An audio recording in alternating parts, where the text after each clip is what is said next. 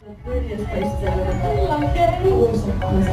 Sweet. The person I connected to the most is Aisha.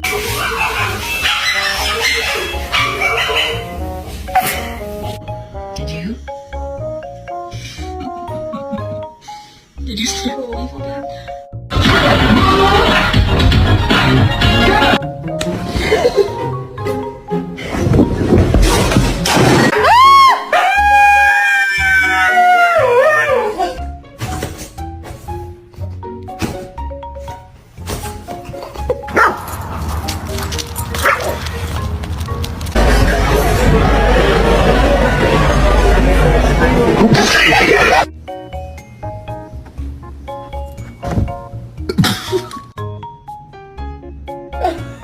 Oh, we need to go lay down, buddy.